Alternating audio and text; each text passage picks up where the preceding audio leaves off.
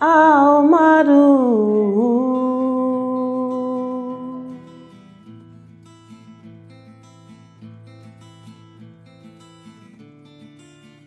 Puis, le bruit est venu. Un malaise sourd et lointain sous la terre. Et les feuilles ont tremblé aux arbres. Et quelque chose a chanté faux soudain dans la voix des rivières. Ça a duré des mois, des années peut-être. Un malaise douteux, indistinct. Quand le muscle du cœur fait entendre son effort qui devrait se taire. Et le bruit est venu par toute la terre. On a entendu le pas des hommes. Et c'est un terrible symptôme, n'est-ce pas? On n'entend pas le pas de la foule les samedis dans les villes, sur les places publiques, dans les marchés. On n'entend pas le pas d'un homme qui va à son travail. Et quand un homme court vers ce qu'il aime, c'est son souffle qu'on entend. Mais quand la foule des guerriers se met en chemin, c'est son pas d'abord qu'on entend. Le pas qui martèle. Oui, des coups de marteau sur la terre. Le pas qui frappe et qui dit « je suis là, je suis partout ». Et comme les bêtes sentent de très loin venir l'incendie, chacun sent monter en lui l'écho sourd de ce pas. Pas d'histoire, tout le monde sait cela, tout le monde. Même l'enfant nouveau-né en a la mémoire. Le bruit du pas des hommes en guerre.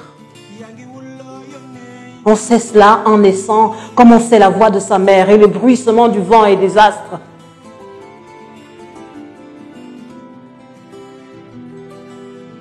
J'étais fille. Et j'ai vu brûler les 3 oliviers.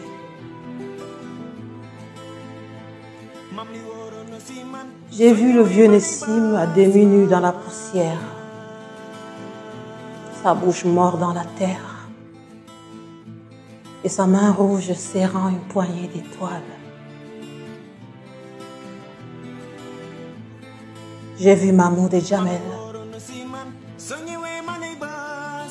Les corps de Mahmoud et Jamel noués aux entrailles puantes de leurs chevaux, la merde collée aux lèvres. J'ai vu la rivière boueuse noire et la colline en flammes feu noir. Et j'ai vu les fils du village marcher sur les cadavres. Et j'ai vu celui qui roulait avec moi derrière les ronces.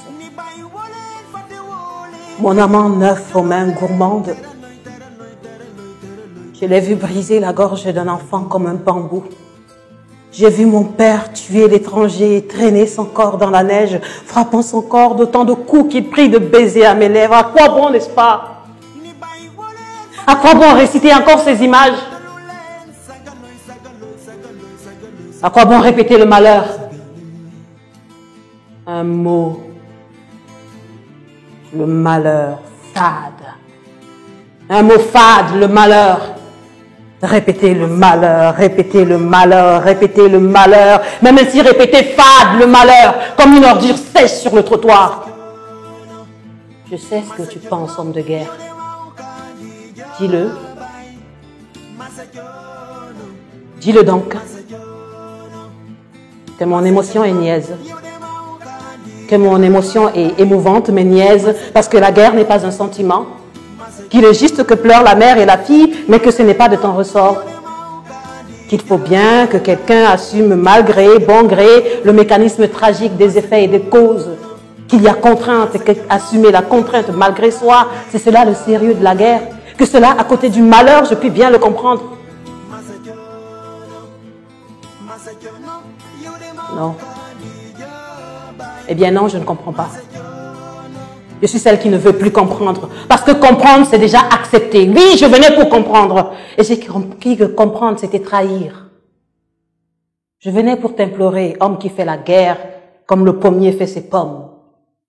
Et j'ai compris que t'implorer, c'est te me soumettre à tes raisons. C'est te me mettre à genoux pour ramasser les pommes de l'arbre de la guerre. Furieuse je suis, furieuse mère, furieuse fille, furieuse sœur. Ma fureur est sans geste, sans coup, sans cri, mais elle est nette, implacable, sans élan et définitive. Voilà. Ma fureur est un refus définitif. Le refus que désormais tu me tiennes pour tienne. Le refus que désormais tu me prennes pour tienne. Je n'appartiens qu'à la vie. Et tu as trop fait contre la vie. Tu as trop fait, méthodiquement, consciencieusement contre la vie. Je suis la mère furieuse et je me tiens debout parmi la foule hagarde nue des camps. La foule de chair, d'os, de sang, de cheveux et de dents qui n'est plus par ton œuvre qu'une forme abstraite, sans odeur et sans voix. Une idée de la mort et nous avons à jamais sous la peau cette idée de la mort, à jamais dans la matière tendre du cerveau, cette écharpe de la mort ordurière.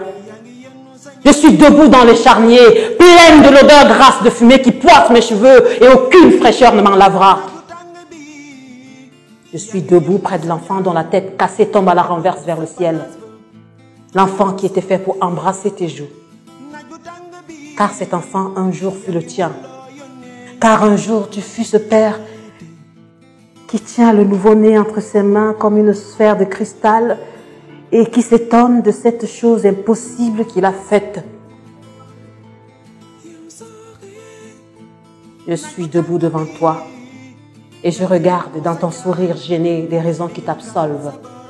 Tes raisons valent moins que les raisons du serpent qui mord le talon, valent moins que les raisons de la putain qui offre ses services aux plus offrants.